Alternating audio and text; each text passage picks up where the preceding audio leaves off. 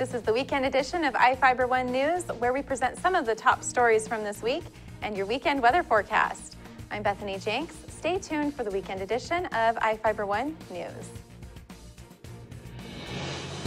From the iFIBER 1 HD studio here in the heart of the Columbia Basin, this is iFIBER 1 News, your #1 source for local news, sports headlines, and our very own Weather Center forecast covering the entire Columbia Basin. This is iFIBER 1 News, and it starts now.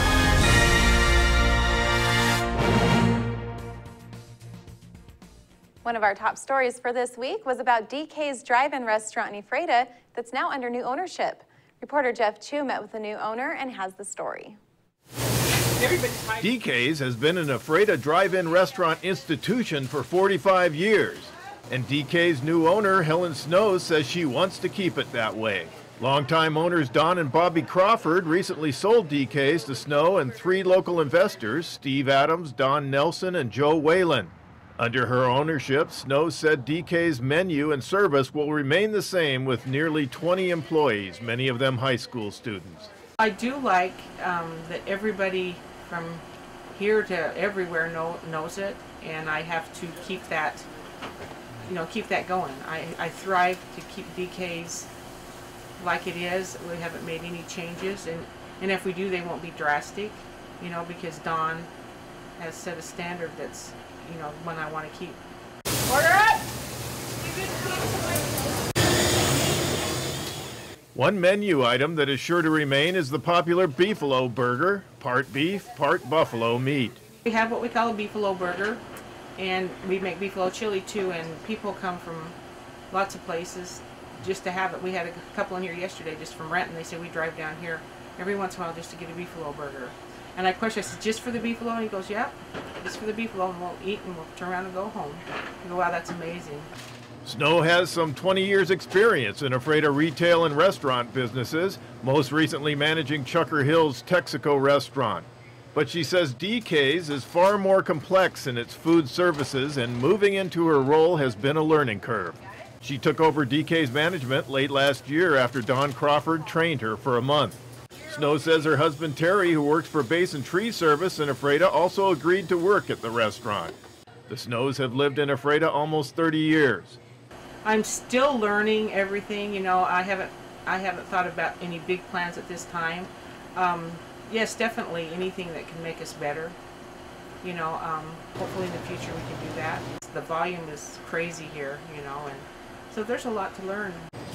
Lunch at DK's is fast moving, with customers rolling in through the drive-thru and stepping into the restaurant that seats about 60. The drive-thru is like 30 to 40% of our business. There's a lot of people. It seems like it's always backed up. While she has only received one suggestion for a Beefalo chili burger, Snow said her customers have delivered one message loud and clear. Well, most every customer is, you're not going to change anything, are you? You make the best fish and chips. You have the best burgers, and it's not changing a thing. It's working, and it's the way we want to keep it. I'm Jeff Chu for iFIBER 1 News. The Moses Lake community welcomed home the high school wrestling team this week after their state championship win in Tacoma. It's the school's first team state championship in more than a decade. Reporter Joe Utter has the story. Moses Lake High School wrestlers returned home from Tacoma Sunday night as 4A state champions for the first time in 15 years. The team was greeted by nearly 200 people at St. Caillou Square to celebrate the team's win at the MAC Classic Friday and Saturday at the Tacoma Dome, as well as individual state champions Trey Long and Hudson Masseth. Assistant coach Ariel Garza said the hard work throughout the year paid off and is hoping to keep the trophy in Moses Lake for years to come. These kids deserve this. They work hard, they work out tremendously, and sometimes I don't know if we praise them enough, but this is amazing. For what you guys are doing right now for these kids is making it all worth it, and we're wondering why we're running and why we're doing stairs and why we're doing more push-ups. Well, it's for this right here. And it's for all you guys out there and the support you give us. So thank you, and all of these guys and all the other ones out here that help out with this program. And God willing, this thing will stay in Titletown forever.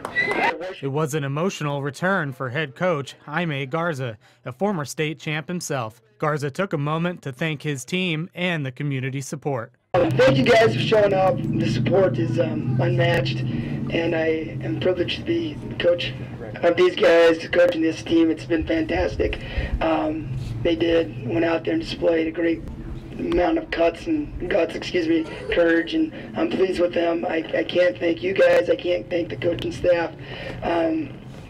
They are just as much as involved as these kids were, and I'm so thankful for all the efforts that you guys came out and dedicated your time to us, to these kids, and it means a lot to them. I know it's meant a lot to me. Thank you guys so much for coming out. This is awesome. This is Joe Utter reporting for iFIBER 1 News. And now we take a look at people being sought by law enforcement. This is Sheriff Tom Jones with the Grant County Sheriff's Office. Each of the people you see here have a warrant for their arrest. If you see any of these people, we ask you do not attempt to detain or apprehend them, but call us at 509-762-1160 or send us an email at crimetips@co.grant.wa.us. If the person is presenting a danger, call 911. With your help, we can bring these people to justice and make our community safer. We'll be right back after this.